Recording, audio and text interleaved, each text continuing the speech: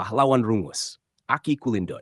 Di tanah besar utara Borneo, ketika hutan rimba masih tebal, sungai-sungai mengalir deras, dan lautan kudat menjadi nadi kehidupan, lahirlah seorang pahlawan rungus yang namanya kekal disebut hingga ke hari ini.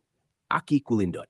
Awal kehidupan Aki Kulindot dilahirkan dalam sebuah keluarga sederhana di sebuah penempatan rungus purba.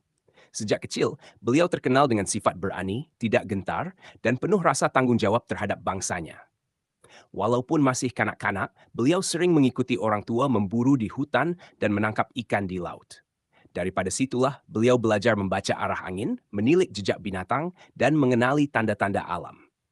Namun, satu kelebihan Aki Kulindot yang tidak dimiliki ramai ialah ketajaman firasatnya. Orang tua-tua rungus selalu berkata, Aki Kulindot bukan sekadar melihat dengan mata, tetapi dengan hati dan semangat nenek moyang. Ancaman di Tanah Rungus pada abad itu, Tanah Rungus sering diganggu oleh lanun dari Laut Sulu dan Mindanao.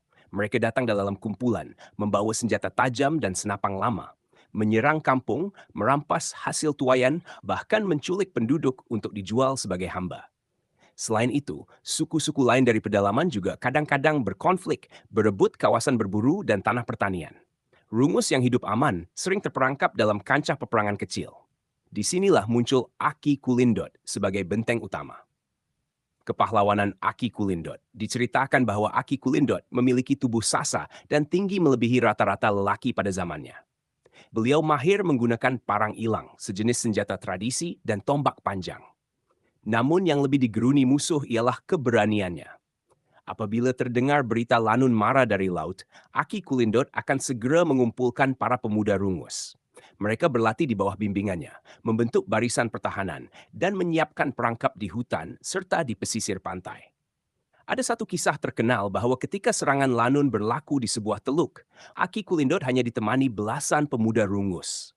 Mereka berjaya menangkis lebih 40 orang lanun bersenjata lengkap. Strateginya mudah tetapi bijak. Beliau menggunakan arus laut dan bentuk pantai untuk mengurung perahu musuh, lalu menyerang dari darat dengan panah berapi. Lanun yang terselamat lari ketakutan, membawa cerita tentang keberanian Aki Kulindot. Sejak itu, namanya mula digeruni hingga ke pulau-pulau seberang. Hikmah dan kepimpinan. Namun, Aki Kulindot bukan hanya pahlawan di medan perang. Beliau juga dikenang sebagai penyatu suku rungus. Dalam masa genting, beliau sering mengadakan mangavau, majelis musyawarah di Tinongkuran, Balai Pertemuan. Disitulah beliau memberi nasihat tentang keberanian, kesetiaan, dan pentingnya menjaga tanah adat. Kata-kata Aki Kulindot sering diulang orang tua rungus hingga kini. Kita boleh kalah dalam peperangan, tetapi jangan kalah menjaga maruah dan tanah nenek moyang. Beliau juga sangat menghormati Bobolizan, pendeta wanita rungus yang menjaga adat dan ritual.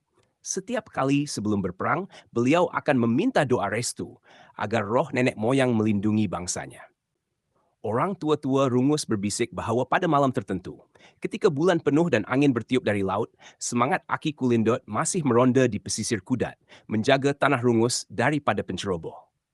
Warisan nama Aki Kulindot terus hidup dalam cerita rakyat rungus.